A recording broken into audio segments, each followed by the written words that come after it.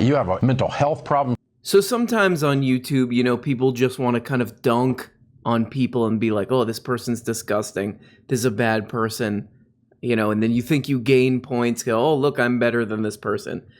I feel like originally I was reading this Matt Gaetz thing and I'm like, everybody's like, what a creep and da-da-da. And of course that's true. But now I'm reading these stories and I'm getting to that point where I'm like, this is a not well person. Of course, this is Florida. This is like Florida stuff. So we're kind of just dealing with Twin Peaks vibes right off the bat. So this story here is just like this whole thing getting weirder and weirder. And the Orlando Sentinel, the beautiful town of Orlando, no need to visit Disney World. Just go to the other places because Orlando's has a lot going on in terms of culture. Former lawmaker says Gaetz fought revenge porn law. He thought that any picture was his to use as he wanted. Serving in the I tried to think through this of like, why would anybody fight against a revenge porn law? That seems like a no-brainer, you know?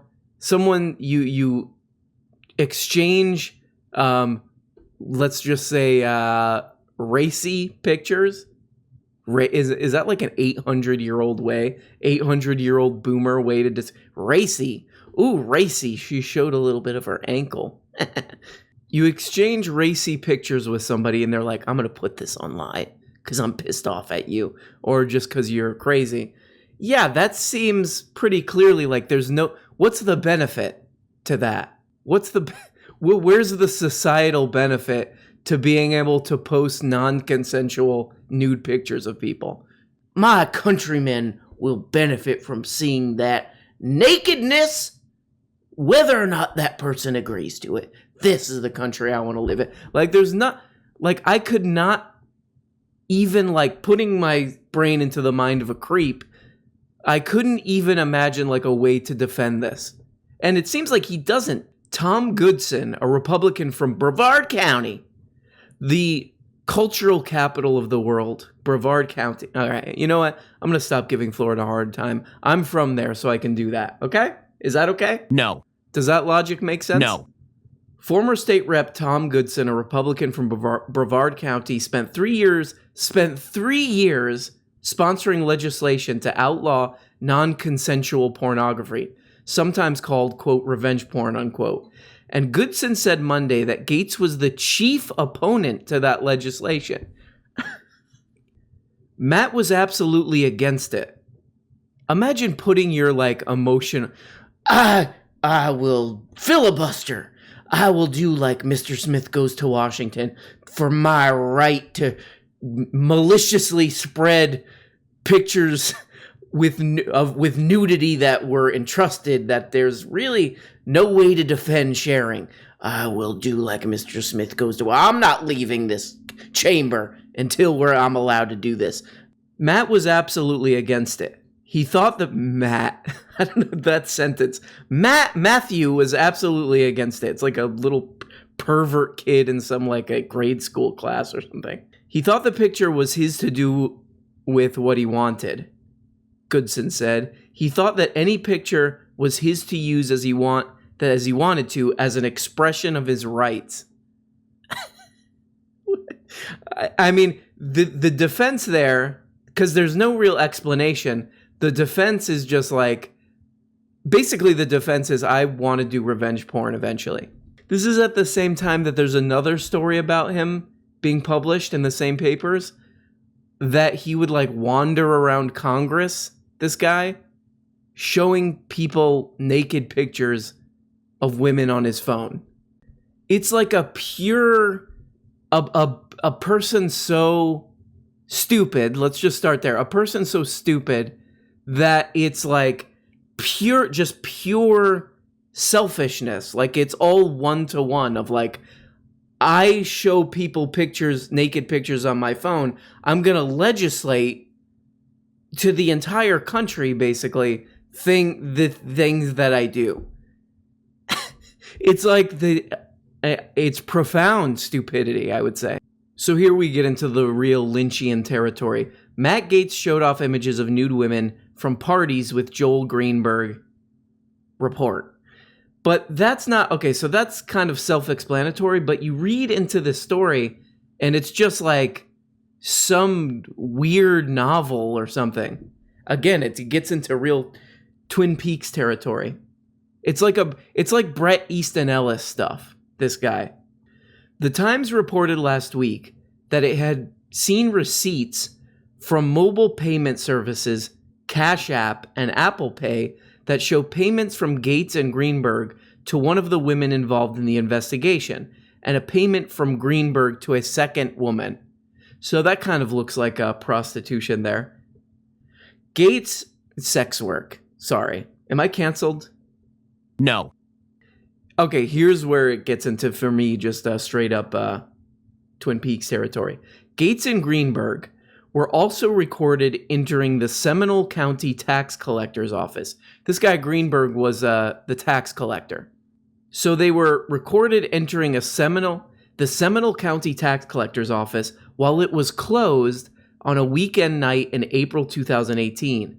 A person familiar with the office operations who saw the videotape told the Orlando Sentinel. The person said the footage showed Greenberg and Gaetz entering the agency's Lake Mary office on Primera Drive, and Greenberg was seen going through baskets that held driver's licenses turned in by residents for disposal. Greenberg later confirmed that he and Gaetz had been in the office that weekend in text messages to an employee.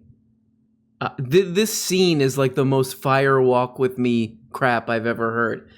These two guys in this dark office rifling through IDs that are supposed to be destroyed to find underage women to sex traffic is like, it really is to the point of like, how do these people get like this, basically? And you look at Matt Gaetz, we'll just leave the other guy out because he's a whole nother story. But you look at Matt Gaetz, somebody like this, and you're like, what's going on in that brain? What's going on in that brain? And, people give this guy a hard time because his face looks like frat. Whatever frat is, he looks like that's his face.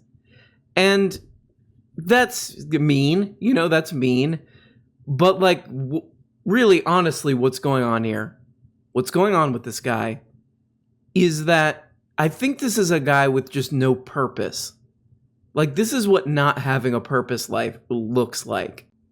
And I think the lesson here is one way to put this would be to really, you really gotta kind of cast a very skeptical eye on people who want money and power. Because, wanting money and power is not like a real purpose. That's not a real purpose in life, It's not, you're not contributing to some art or science or anything like that. You're trying to get money and power for what exactly?